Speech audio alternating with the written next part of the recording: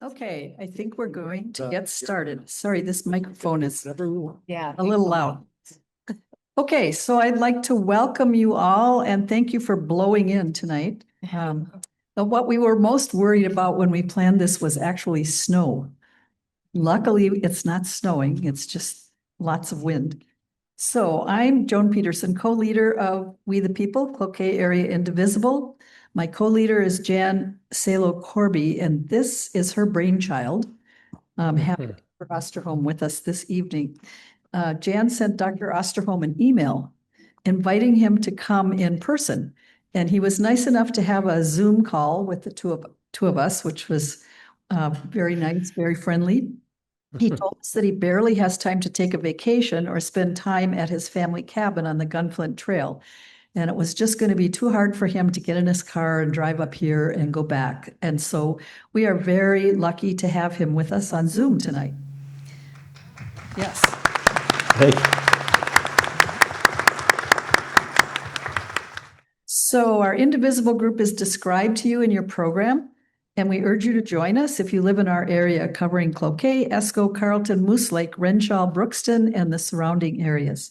We are almost 800 strong.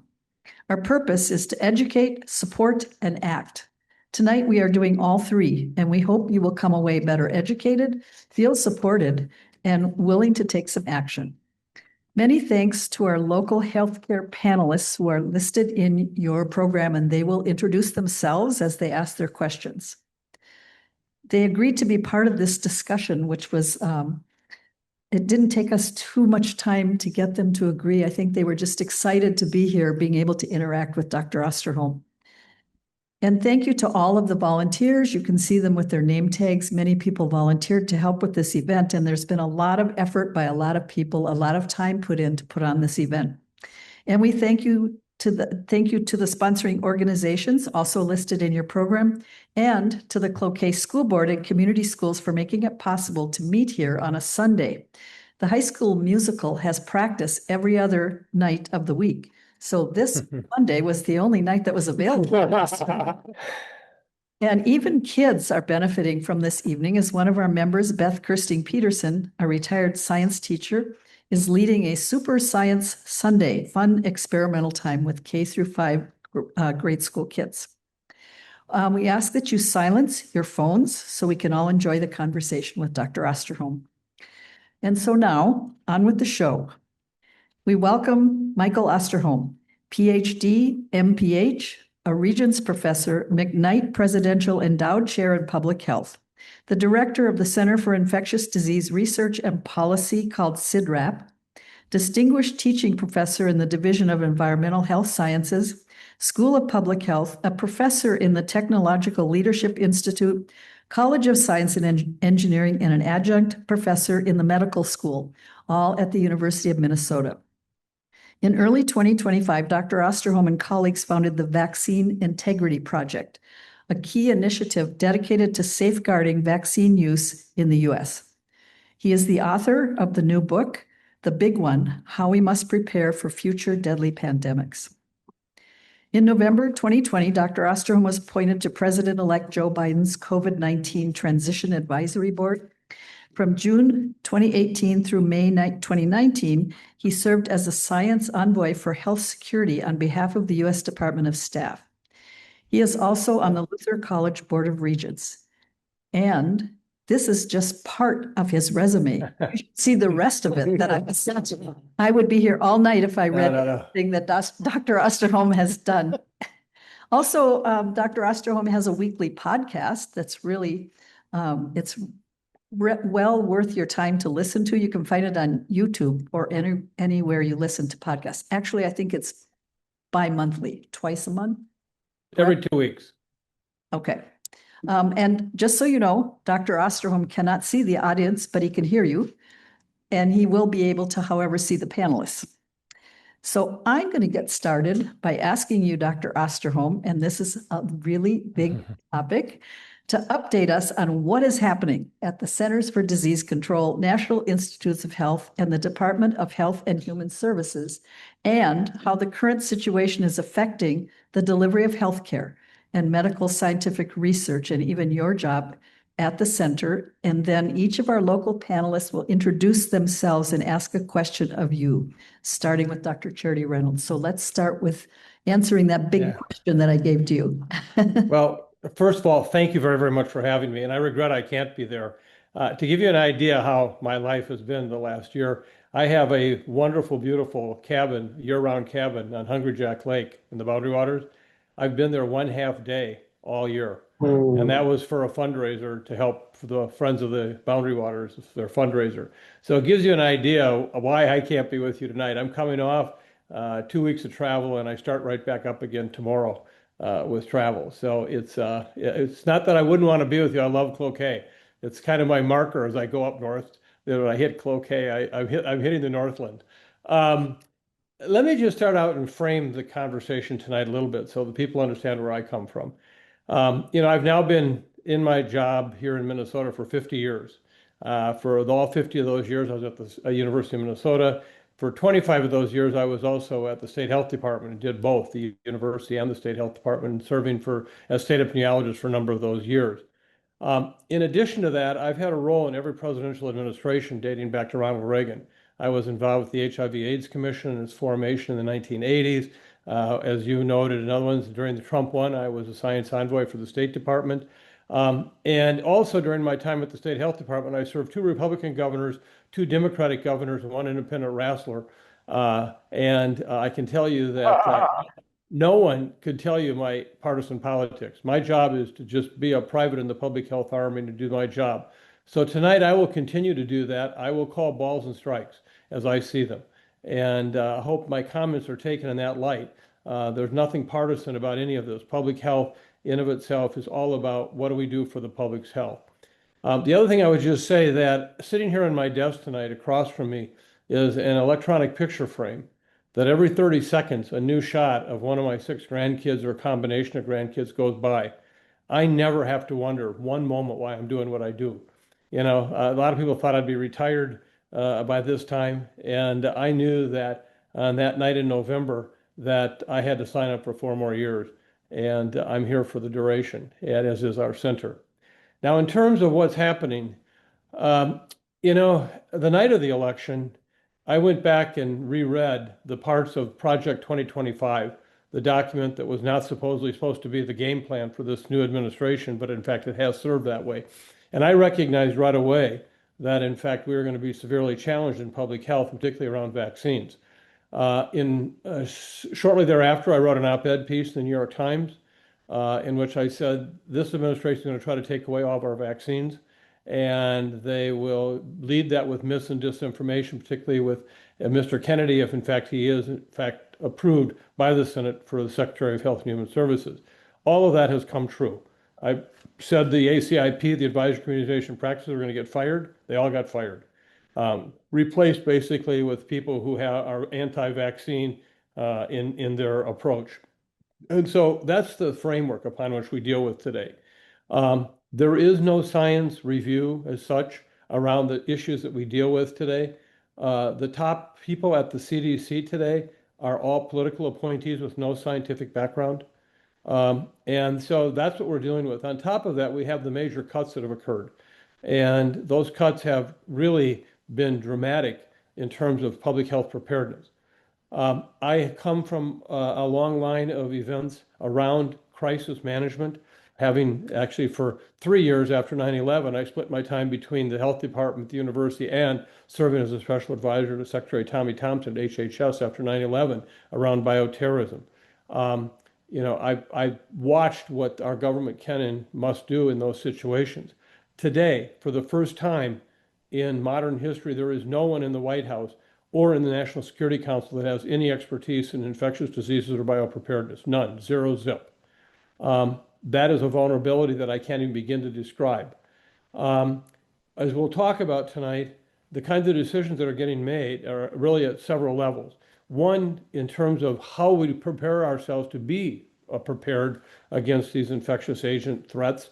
And let me remind you that as much as we focus today on war and what's happening around the world, which is surely an important topic, and I don't want to minimize it, but let's not forget, more people have died from microbes in the last 100 years that have died from all the wars combined.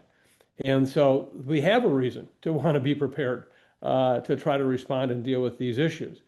But for example, if we were to see another influenza pandemic anytime soon, and the pandemic clock is ticking right now, we just don't know what time it is. We could have a new influenza virus emerge tomorrow. Our capability to make vaccine for an influenza pandemic is very limited based on the fact that we're still growing most of the virus we use in our vaccines in embryonated chicken eggs, the same technique we used in the 1950s. That is a slow, laborious, and in many cases, very fragile process. Well, one of the reasons that we have that is because we don't have a faster means of making vaccine. mRNA technology, the technology that brought us the COVID vaccines we have today, is a breakthrough platform technology. It's remarkable, despite what many will say to the contrary. If in fact we could make influenza vaccine with mRNA technology, instead of in the first year being able to only vaccinate about a quarter of the world, we could in the first year vaccinate the entire world. The difference between those two scenarios are millions and millions and millions of deaths. This administration summarily withdrew all $500 million that was going into the research, development, and approval of mRNA vaccines for influenza for no reason given, other than the fact that they don't like mRNA technology for any number of different reasons. That right there is a catastrophic vulnerability that we could have dealt with, and now we're not. When we look at the vaccines themselves and we look at what's happening with ACIP, there has been much misinformation coming out, and I'm sure we'll get into that tonight. We talk about the fact that, well, and the president himself has noted this, that we're pumping kids full of vaccines. Do you realize that today we have, if by the time a child reaches the age of 10, they'll have had 11 immunizations, and that includes flu, for which of those 11 immunizations, it will basically protect them against 15 different diseases. We keep hearing from this administration that we're pumping all of this vaccine into people, and it's basically not safe to do that. Does anybody realize that back when we first used pertussis vaccine, the old full cell pertussis, there were about 3,700 different pieces of sugars or proteins that got carried along into the vaccine production that caused someone to have an antigenic response? 3,700. Today, with all of our vaccines combined, it's 170. We estimate that on a given day, your body can handle hundreds of thousands of antigens just fine. So the idea that this myth continues to be that we're unsafely pumping our kids full of vaccines is just not true. And we could go into what it used to be like before we got into this business. We forget that before vaccine, over 40,000 people a year in this country would be hospitalized for pertussis, 9,000 deaths. The year I was born, there were 52,000 cases of polio in this country. 21,000 resulted in paralytic polio. Even a disease I worked on substantially in the 1980s, Haemophilus influenzae type B disease, was a bacterial infection often seen in very young children, for which we had over 10,000 cases a year in this country, of which over 1,000 kids died, and many of those that survived had long-term hearing loss, etc.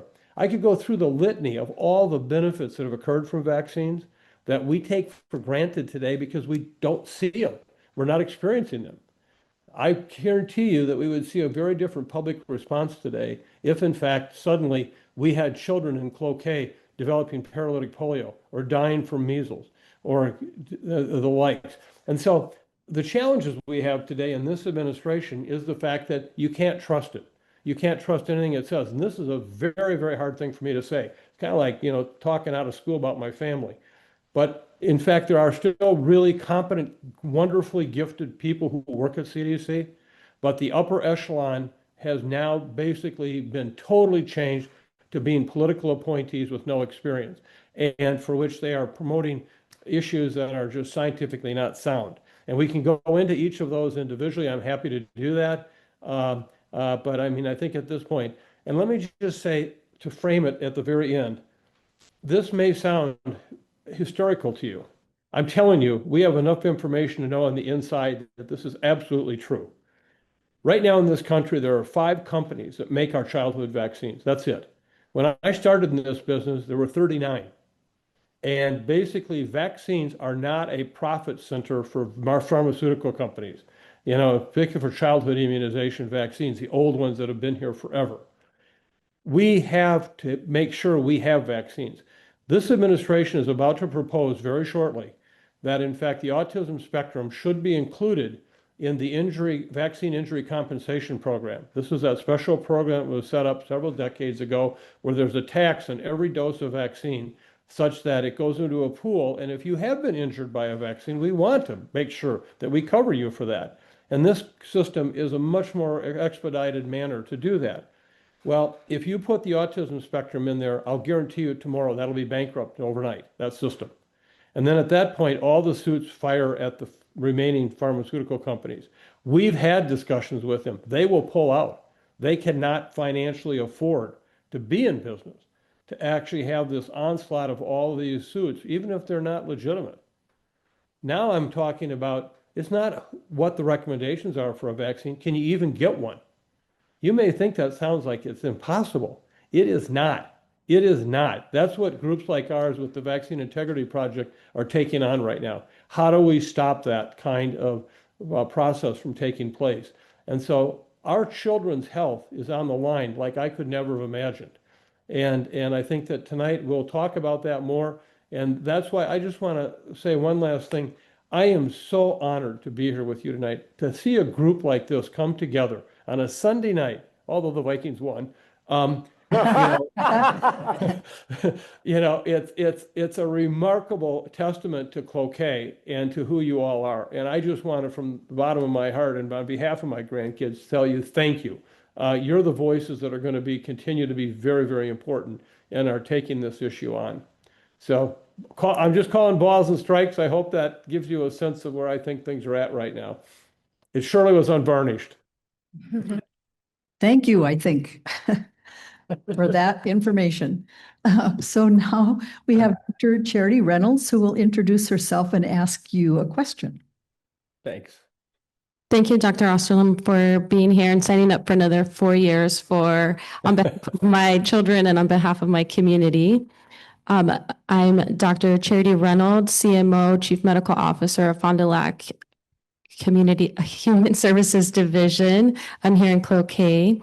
And speaking of childhood immunizations, I want you to talk about, is there any evidence that separating the vaccines like measles, mumps, rubella, or delaying vaccines like hepatitis B is beneficial to children or to the community?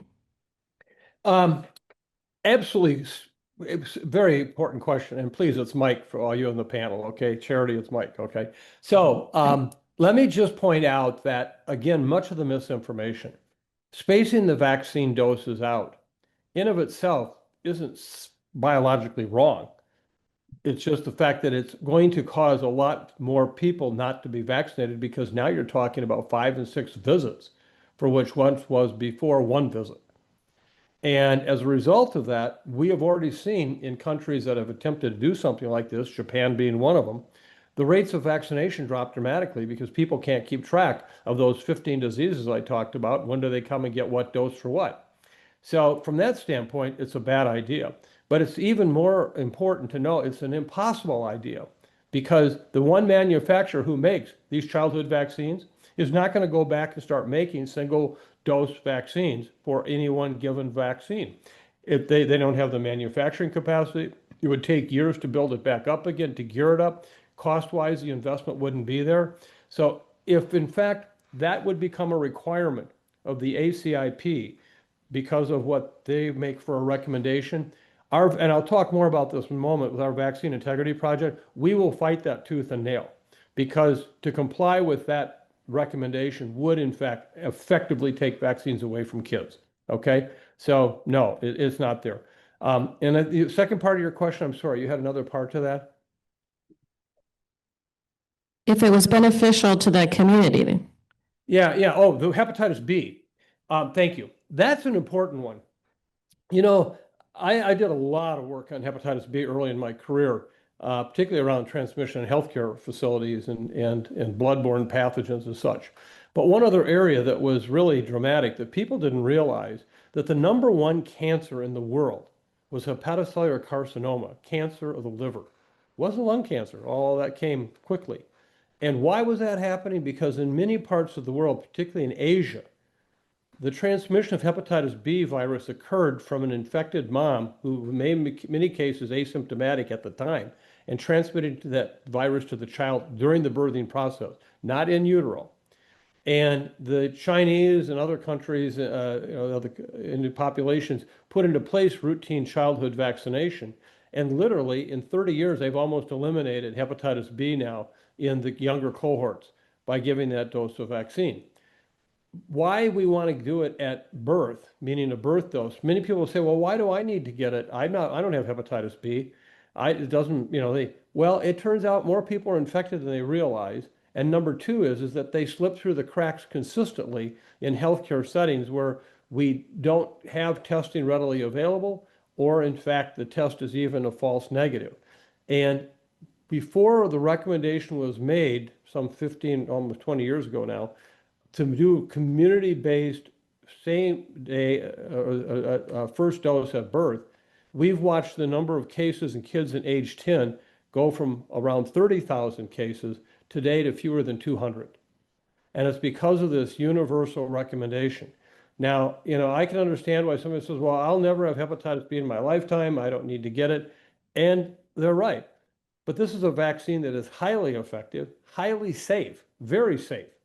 And so the downsides to the parent is virtually nothing for the child. I mean, you're not putting the child at risk, and you now are protecting them should they later on, be exposed. But I think at this point, I don't want to go back to the days of 30,000 kids under age 10, who many went on and developed hepatocellular carcinoma or cirrhosis. And that, I think, is really the challenge we have. So the ACIP is going to take this up supposedly at their December meeting. And I think they're going to make the recommendation that we no longer do universal at birth dosing. And I know it'll be adamantly opposed by AAP, the Academy of Pediatrics, by the OBGYNs, et cetera. And clearly we'll oppose it very much because of the safety factor and the fact we know it works. We can stop transmission to children this way. Does that help answer that? Thank you so much. Yes. Thank you. Thank you. And next is Dr. Rip. I'll let you introduce yourself. Hi, Ken Rip, Raider Clinic, Cloquet Memorial Hospital, also the medical director for Carleton County. So as the weather is finally starting to turn a little colder, which is my kind of season, I can see that flu and flu season is coming, and COVID has been sort of trickling here persistently. So can you just give us an update on flu and COVID, and also any advice you have for us providers on how to convince the reluctant person to get their flu and COVID shot? Yeah, great question. Front of mind for all of us right now. And part of the problem we have is with the shutdown, CDC is not collecting any information right now on routine surveillance. So we've had to try to do it ourselves.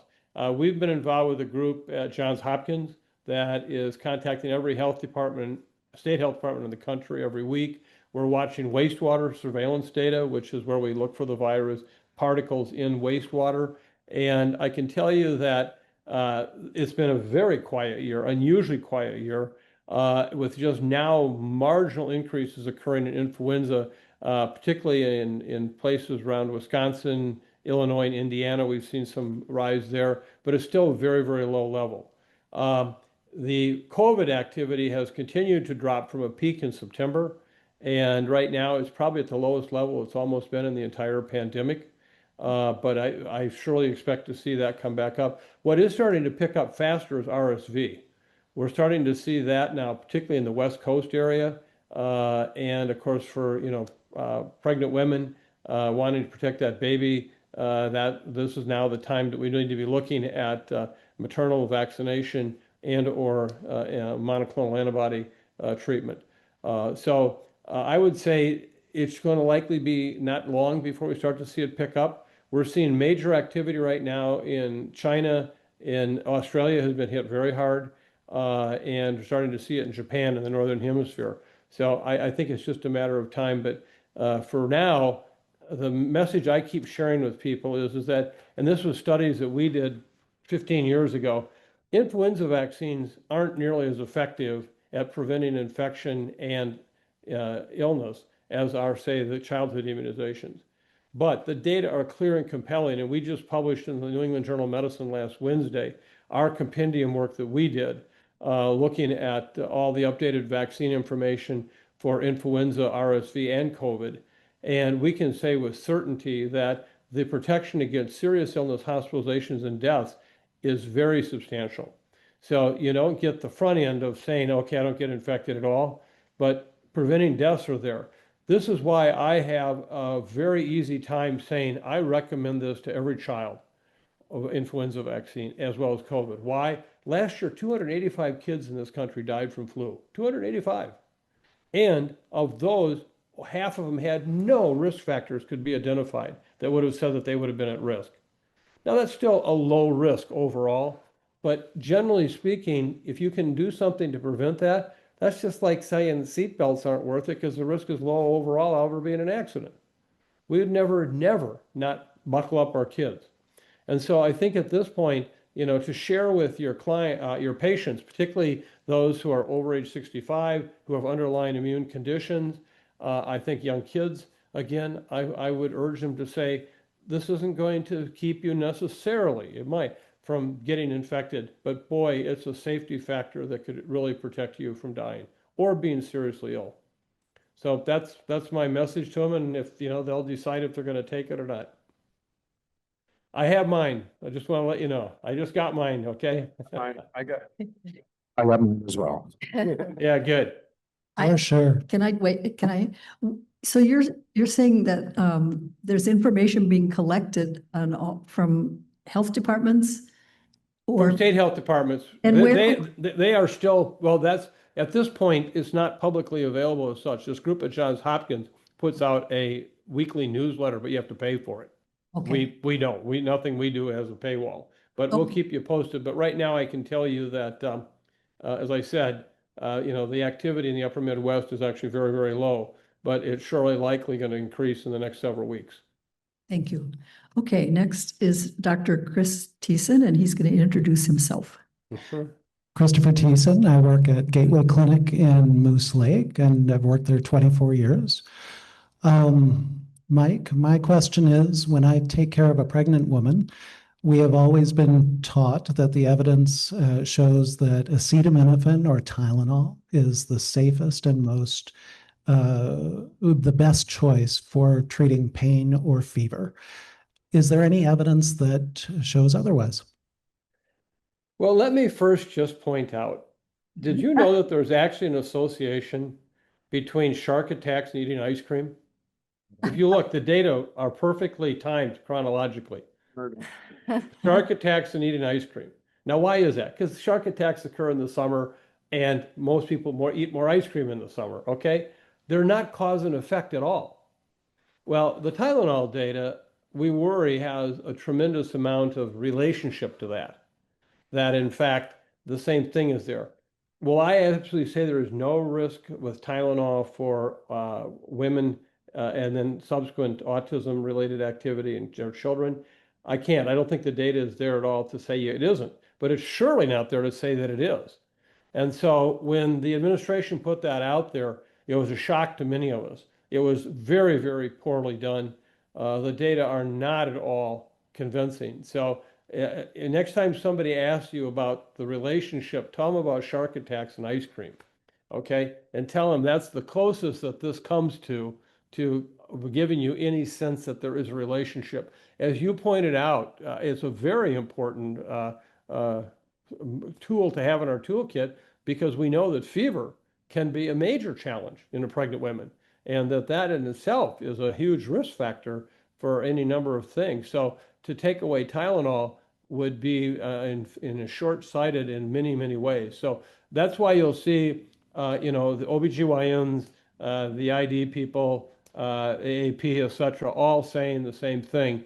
No, do not at this point. You obviously you want to use Tylenol wisely as you would anyway in terms of who and when, but to deny that to a woman with fever like that who's pregnant would, I think, be very bad medical advice. But again, you're going to hear it coming out of the administration, okay?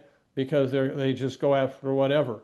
They also were the one promoting recently this new paper that came out that if you knew anything about this paper, you go, oh my God, showing circumcision is also associated now with autism.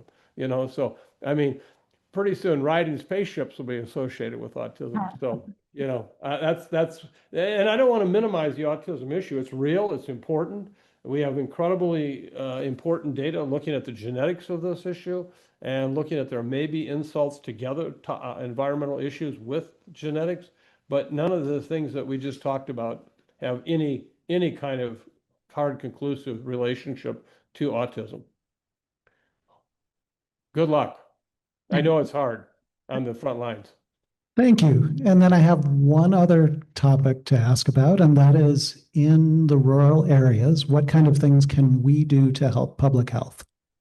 You know what? You're doing it tonight. I mean, this is an emotional moment for me to be with you because I am so proud of what you're doing. I mean, it's having these kind of discussions. We have to be open and out there. We have to let the public hear these issues as they lay them out. We need to help each other. Today, many people who are not in the medical community wouldn't necessarily know the pressures that people like yourself are under. People who come into your office at one day and put a piece of paper in your desk and say, I'm not going to do this, this, and this, because look what I found. I did my own research, and you have 10 minutes to 15 minutes to have a visit with them, and you're trying to deal with that. It is incredibly challenging. And so I think it's really important that the community understand the best information they can get today is coming from their own local physicians, nurses, public health agencies. That to me is really important, and you got to count on them. And the fact that we're all here having these discussions says you care. You're learning yourself. We're all learning. I said to you before we got on the air earlier, I think I knew more about vaccines related issues 10 years ago than I know now. I'm learning. We're all learning, and that's our job, is to share that with the public. But I can tell you what's coming out of our federal government right now is not based on science. It's based on an ideology, and that's not what public health is about. Thank you. Next question. Yes. Next question is from Jenny Barta, and I'll let you introduce yourself. Thank you, Dr. Osterholm. My name is Jenny, Mike. and I'm a public health nurse specialist at Carleton County Public Health and Human Services. I work as the infectious disease coordinator there, and I also sit on the Infectious Disease Continuous Improvement Board for the State Community Health Services Advisory Committee. So thank you very much for being here tonight. My question is, what emerging infectious disease or diseases are on your radar right now that we should really be looking out for? And this can be globally, nationally, or even locally here in Minnesota. Well, Jenny, first of all, before I go on, I have to say I have a special place in my heart for state and local public health, and particularly the community health service agencies. One of the most important accomplishments of my entire career, when I was at the state health department, over the course of my tenure there, I ended up making it to all 87 county courthouses and health department buildings in this state. I saw it all the way from War Road down to Caledonia, from Laverne all the way up to Grand Marais. And, that was one of the most wonderful experiences of my career, was just meeting and being part of the community and learning. I never went on a trip anywhere in the state of Minnesota. I didn't learn more than I knew when I left. So, I mean, it was amazing responsibility. So, well, in terms of answering your questions, I was trying to figure out what time my plane is tomorrow so I can get it done before that plane comes up, okay? Because when you want to know what's going on with infectious disease today, it's really remarkable. Let me take some that you might not think about, and I will get to the ones you probably are thinking about. But right now, I have worried really very, very much about antimicrobial resistance. We are beginning to see the rapid development of additional antibiotic resistance as we continue to use antibiotics in a way that, we need them for clinical practice. Clearly, in many cases, we're using them in excess for what is actually indicated. But this is a normal part of microbial evolution. You put an antibiotic in there, eventually some are going to mutate around whatever the mechanism is that that antibiotic is doing to kill that bug. And we're now beginning to see diseases we cannot treat anymore. We have certain sexually transmitted infections in part of the world right now that are resistant to everything we got. We're seeing that more and more with any number of different pathogens. And so this is one that there isn't an easy answer for, because first of all, what pharmaceutical company you're going to convince to invest potentially $1 billion into bringing a new product forward, but it's a product that we don't want you to use unless you absolutely have to, okay? Don't use it. And so all the motivation is right, but the economics are wrong.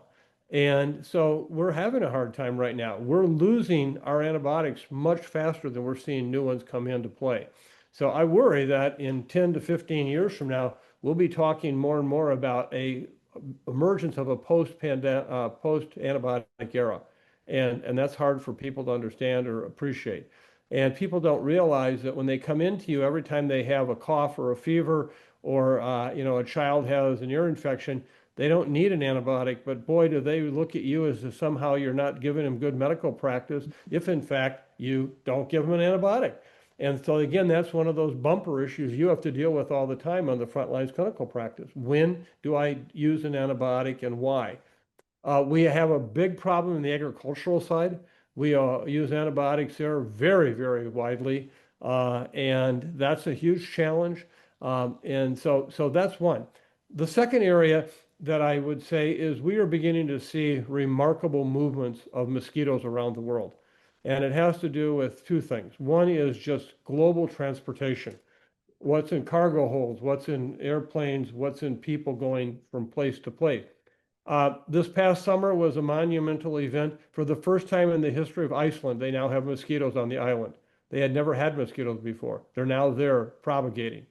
And we're starting to see mosquitoes that are moving into other areas of the country that had never seen certain species, which now can transmit infectious diseases. I don't think most people realize the Mayo Clinic actually was started as a malaria hospital for Civil War veterans in southern Minnesota, because we actually had a fair amount of malaria in areas here. That mosquito that can carry malaria surely can come back again, despite all we did to eliminate it. We're seeing major spread in West Nile virus. I could go through the laundry list of different infectious agents, mosquito combinations, and part of it has to do with climate change. People can say it's not happening, but it is. And it's one where the range of the mosquitoes are changing and how they overwinter is changing. And so that's another issue. Finally, I think the thing that, of course, I have concerns about is another pandemic. We as a population today at 8 billion people actually have contact with animal reservoirs for these viruses that like we never had before. Bushmeat, the going into the jungles, going at and basically have an interface with these animals. And as a result, we're seeing more and more human related infections with some of these viruses. We've now discovered in both China and Brazil bat species that are carrying coronaviruses that actually have all the same mechanisms to spread like SARS-CoV-2 or COVID, highly infectious, but they also carry the genetic package for killing like MERS and SARS did, the two other coronaviruses we saw since 2003. Both of those killed anywhere from 15 to 35% of the people that got infected, but fortunately they weren't very infectious. Now, if you combine a highly infectious virus and one that can kill like they can kill, that's pretty much a nightmare story. Well, that's a reality. So we need to be better prepared for these things, and vaccines are going to be our future that way. We need to put so much more research into vaccines and move those. And right now, as I started out with this whole presentation about the fact that microbes kill more people than all the weapons in the world, we need to be investing aircraft carrier-like investments in vaccine work, et cetera, that can really help us be prepared. And frankly, vaccines could have a huge impact on antimicrobial resistance. Imagine if we didn't have to deal with drug-resistant pneumonias and so forth because people actually had on board vaccines. Staph aureus vaccines. I could go through a laundry list of things that wouldn't that be great if we didn't have to deal with them as challenges.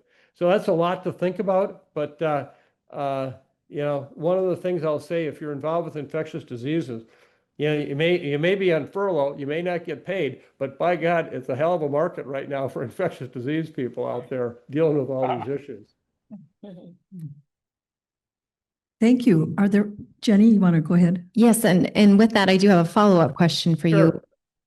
So for our state public health department as well as local public health department, with decreasing financial resources, what would you suggest that we focus our attention on infectious disease-wise? Well, actually, I happen to be pretty deeply involved with that very topic right now. It turns out that the Council of State and Territorial Epidemiologists, which is all the state epidemiologists in the country, have put forward a proposal that has been presented to a group of foundations for possible funding, which would actually help support state and local public health in lieu of what might likely be the future for funding. Most people are not aware of the fact that the vast majority of states in this country, their entirety for funding for infectious disease work is covered through CDC. Minnesota, 94% of all the budget that we have for infectious disease at the local and state level is money coming directly from CDC, which we know is at risk right now. So, we could see not only a major impact on federal assets for infectious disease work, but also for state and local health. So I'm helping with this proposal to move it through. It's part of what some of the things we're doing now with the Vaccine Integrity Project, and to try to provide that kind of backup so that states would have access to this. They would have access to experts who could go from one state to another to help out, kind of a mutual aid pact. And so this is a huge issue. I'm glad you raised it. I don't want to wake up one day and find out that all these cuts have occurred and we don't have anything to replace it. That would be, it's like, having a 911 number, but nobody answers the phone. That would be a huge challenge.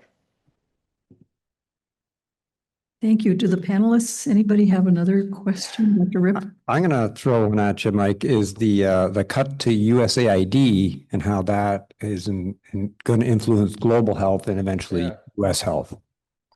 Yeah, thank you for bringing that up. That's a huge issue. Let me just say that, and this is somewhat of an emotional issue for me. I was very, very involved with HIV/AIDS in the earliest days. And worked closely with a number of people. I watched our entire community with hemophilia die from HIV over a period of 18 to 24 months. A number of individuals I worked closely with who were gay men. My own aunt, a Catholic nun from California, who tripped over second base playing with her grade school class, broke her hip, had surgery, had a half a unit of blood. Turned out it was HIV infected, and she was one of the first people from blood transfusion to die from HIV. I watched when my family would not go see her in California out of fear of HIV contagion. At some weeks, I went to up to 5 funerals a week in Minnesota here from people with HIV, and I never thought I'd see that again. When the retroviral drugs came into existence, it was like, oh my God, we'll never see that kind of plague again. Well, then along comes PEPFAR, George Bush's pet program, which was remarkable. It not only was able to bring to the low-income countries of the world these retroviral drugs, but it brought the systems to actually get the drugs out. The motorcycle mothers, who literally had a route every day in their villages to take into, a direct observed therapy of drugs given out. At pennies a day, we're talking less than $1 a day. And we arrested HIV transmission from infected mom to child, just like the hepatitis B issue. But for many adults, were living happy, healthy lives with, real economic contributions to the community. In addition to that, PEPFAR helped make sure that water supplies were safe. They provided malaria bed nets. They did a lot of work on malaria control. That is all gone. And you know what? 5 funerals a day is going to seem like a nice, not too bad of a time as things finally emerge. There's at least 31 million people who are likely going to be severely impacted over the next several years with HIV, that we had, for pennies a day, kept them from having that happen. It is absolutely a tragedy, a tragedy. And I know history will go back and look at this and saying, how could you have done that?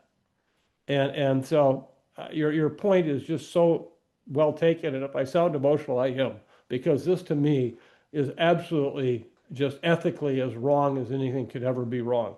And we're going to watch. These were countries that, because of our soft power diplomacy, by going in and using vaccines, safe water, maternal clinics, etc., we ended up basically having such support and such a relationship with these countries that we didn't need bombs or bullets to have a relationship. And now that soft diplomacy has been totally erased. It boggles my mind. So I don't have an answer for it other than to say, what a tragedy. I have a question about immune amnesia. I've heard that term in relation to measles and COVID, and I was wondering if you could help explain it to us. Yeah, well, there's a lot more work to do on this, but particularly with measles, it can basically, because of what the measles virus does, it impacts on your immune cells in such a way that it basically causes those immune cells not to react to other antigens that they previously had encountered. So in other words, it would minimize the previous protection you had from selected other infectious diseases. It's still a little unclear just how much that happens or for which kind of T cell, B cell combinations it occurs with, but it's something that's real. I mean, there is clear evidence that, particularly with measles, I mean, I've heard it about COVID, but I've not seen the data to support COVID, that can happen. And so this would add additional reasons why you want to be vaccinated for measles. You don't want to get infected because you don't want to have an immune amnesia event where what you were otherwise previously protected by or for no longer is operative. But stay tuned, because there's going to be a lot more research coming out on that, I think, in the next 12 to 18 months. Any other questions from the panelists? Can I ask the panelists a question? Sure. Yes. What is your biggest challenge right now in dealing with vaccines in your clinic? And what can people like myself and others do to be helpful? I think emotionally for me, the biggest challenge is unimmunized or under immunized children. I trained prior to HIB and the HIB vaccine, and I remember the peds ward in 5, 6 kids whose brains were mush from meningitis and doing a lot of spinal taps.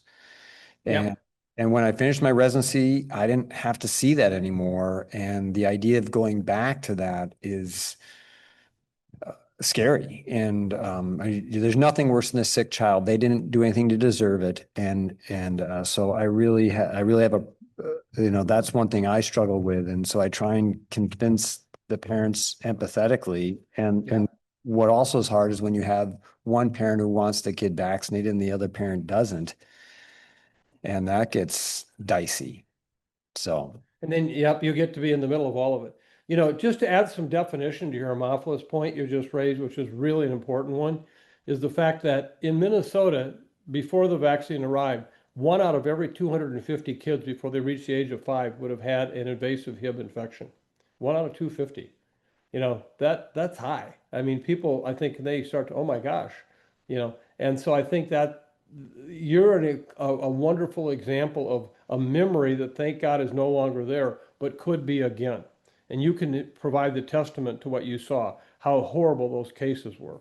And so I appreciate that. I hope parents listen to you for that reason alone. You know what you're talking about.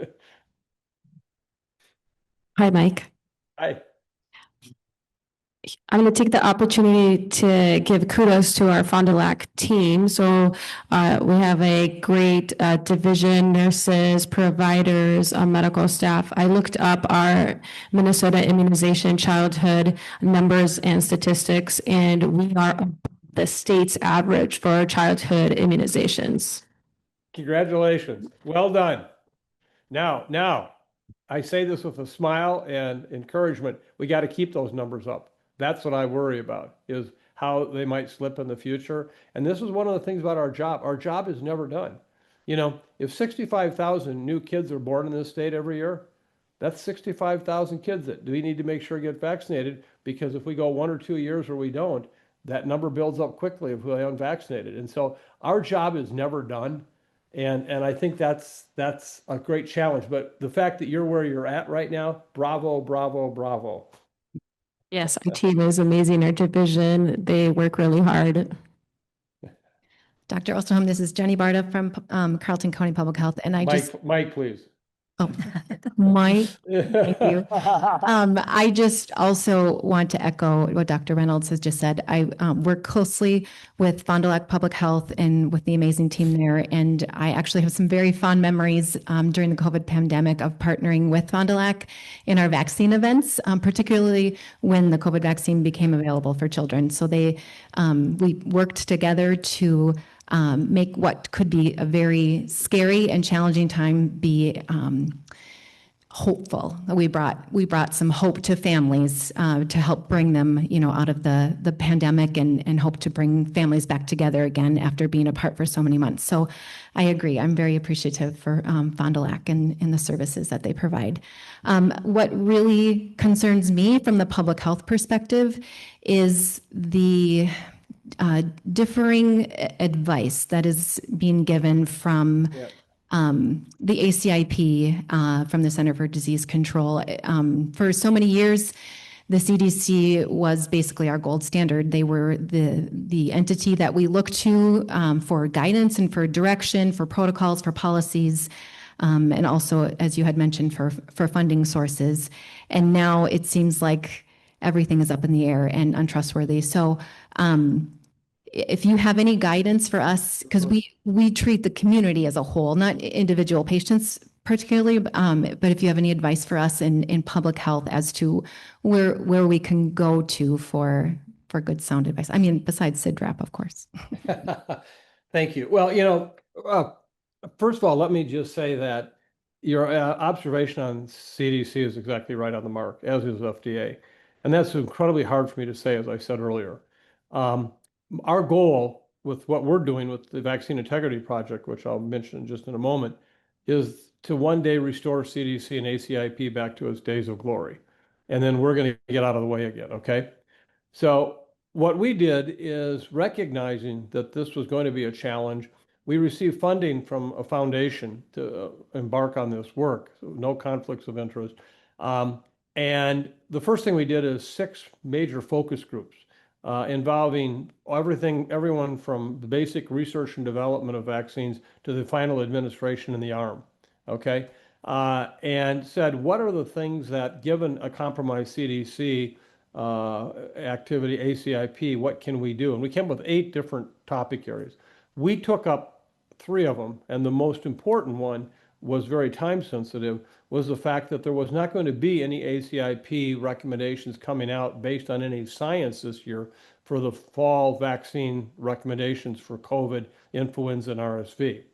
And so we embarked upon 26 investigators through our project, literally working 28 hours a day in 3 months, did a 1-year review, meaning what would have taken 1 year normally, review of everything that had been published on those vaccines since the last time ACIP met. And we submitted to the New England Journal of Medicine that manuscript last Wednesday, but we had been providing data to the medical societies all along. In fact, we had an open meeting in which we shared a lot of our data in August. That paper was over 230 pages long. It was that comprehensive. What got published in the journal is the manuscript of 28 pages, and then the rest is in the appendix. And it was what as I said, medical societies used as the basis, which was really important, but even more important was AHIP, the overall umbrella organization for payment, agreed that what they had in the past tied their recommendations to as ACIP recommendations. But they were willing to accept our data, our base information, as another alternative authoritative source so that in fact we could also assure not only were the vaccines going to be recommended, but that they be paid for. And so that's one of the things that we've done at the vaccine center. We're taking on hepatitis B right now. We're also taking on the seasonal vaccines for next fall, a year from now, in a much more comprehensive way. And we're looking at other vaccine issues as to take that on.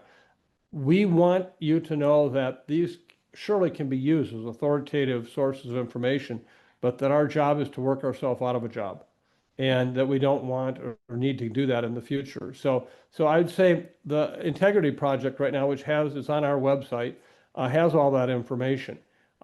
In terms of states, Minnesota is a state you can trust the health department's website, but there are a number of states you can't. I mean, the state of Louisiana had a major pertussis outbreak going on for 3 months, including deaths in kids, and never alerted anybody. And in fact, at that time, backed off their recommendations for routine childhood immunization. It was only because a news media source picked it up in April that actually it ever saw the light of day. You would not want to trust the Louisiana Department of Health's website, okay? So one of the problems we have is even red state, blue state issues of what will be shared by state health departments. So I think right now, I would say the medical societies are really important. Follow their leads. I would say number two, you can use our site. You know, we're trying to reflect what I think is, in fact, at the medical societies, and we're working closely with them all the way, by the way, very closely. And I think that you know, some selected health departments, Minnesota being one, you can still use. But generally speaking, you have to be very careful today because there, again, is just so much mis and disinformation coming out. By the way, I might add, a lot of doctors the last week have contacted us because patients are bringing in the new recommendations from the Florida Department of Health that all mandated vaccines end. And they're using that to say, see, well, why would Florida say this if it's not true? You know, it's another problem. Chris, you have, If they still have the same director of public health, I recognize that that is awful. Yeah, it is. any further questions either from Mike or the panelists? Or, oh, Jenny. I could ask one follow-up, and you may not know the answer to this, but you said that this committee is working on making recommendations and assuring payment for vaccinations. Do you know if that would also extend to the VFC program? That's the Vaccines for Children program, or is that? I know it well, and we are working on that very issue right now. There's actually a consortium of states in the Northeast led by Massachusetts, and we're actually involved with that. And should, in fact, VFC actually be challenged, we are working on a backup system that would cover the country. Okay. So those are the kinds of things exactly we're working on. And that's a really important question because, as you know, VFC now accounts for over 50% of all the childhood vaccinations in this country. That would be devastating to lose that. So, you know, again, failure is not an option here. We got to figure out how to deal with it. Well, okay. So do you have some closing remarks? You know, all I can say is, again, thank you to the panel. Thank you for what you're doing. Thank you for, on a Sunday night, being willing to see the community. Thank you to the people who showed up tonight. You know, we need informed people. You know, this may be at school boards. This may be at any number of different public venues where this issue about vaccines come up. And, you know, our job should be very clear and compelling. Tell the truth. Just tell the truth. And to not do that right now puts so many kids' lives in jeopardy. I mean, think about a day where you had to worry about whether your grandchild was going to develop polio before they reached the age of 5. You know, you had to worry about a son or a daughter having a meningitis case that resulted in, you know, hearing loss for the rest of their lives. And these are not, you know, far off, crazy kinds of science fiction. This is what our history was.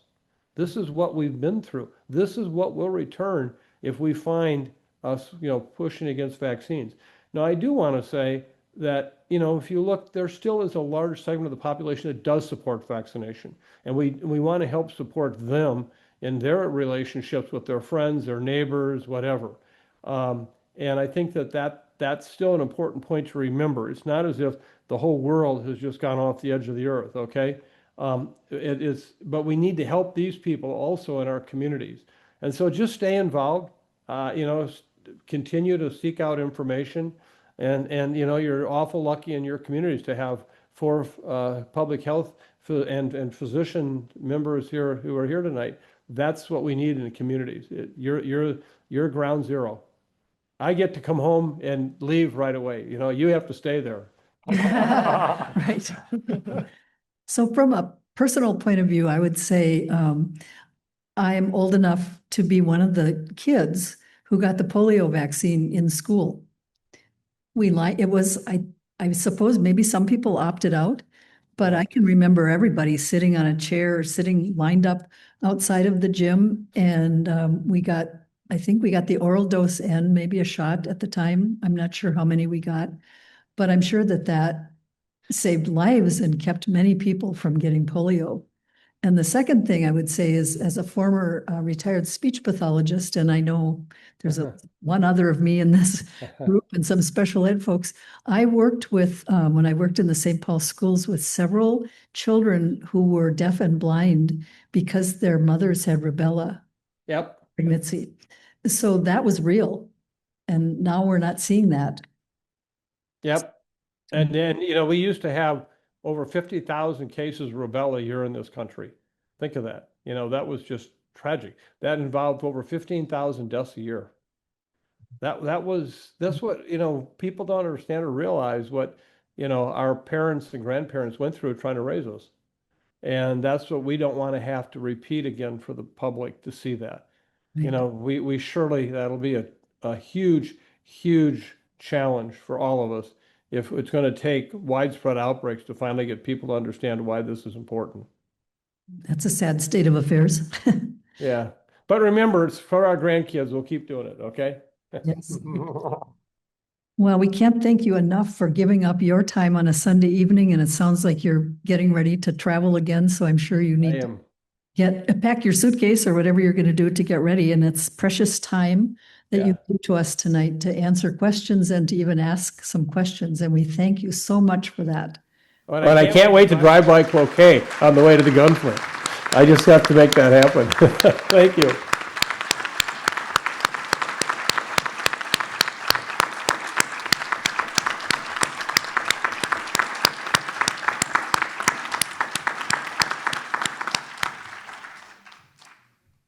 They thought you were great, apparently. Nice applause. Thank you. Yeah, thank you for being there. Okay. Be well. I think you're disappearing. Thank you. Bye-bye. Bye. And I don't know if there are any last remarks from the panelists. If not, I think maybe we are done. And I thank you all for coming on this blustery kind of cold night. Is there any audience? Do we have any particular questions from the audience? Is anybody? And we do have a question. Okay, go ahead. You're going to ask it of the panelists. So the question was whether the Indian Health Service would fund, I just want to make sure the audience heard, Indian Health Service will continue to fund vaccines. So, that was really loud.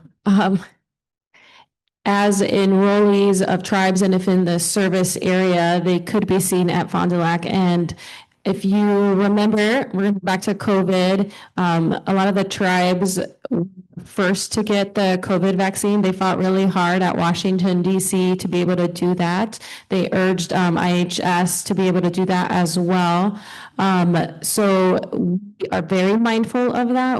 The community, the Fond du Lac and other bands and tribes know what it's like to die of disease that was brought, right? Smallpox and many others. So it's one of the things that we fight for is vaccinations to protect our communities. So we have great leaders at the Human Services Division that are always in contact with the government, with IHS, making sure that their rights to healthcare are being given to them. So yes.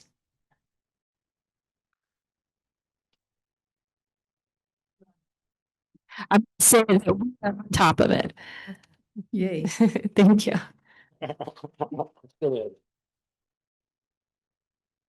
We do have a microphone here if there. Oh, anybody else have a question of the panelists? I don't know if I see anybody who has a question, right? No? Okay. Well, again, I thank you all for coming. Drive safely, stay healthy. And this will be, has been recorded, correct, Raleigh? Recorded, and Cloquet Indivisible does have a YouTube site. And so if you want to share it with friends or go back and look again, you can find it on the Cloquet Indivisible YouTube site. I'm not sure how quickly it will get up there, but it will be something that you can share with friends. So thank you again for coming.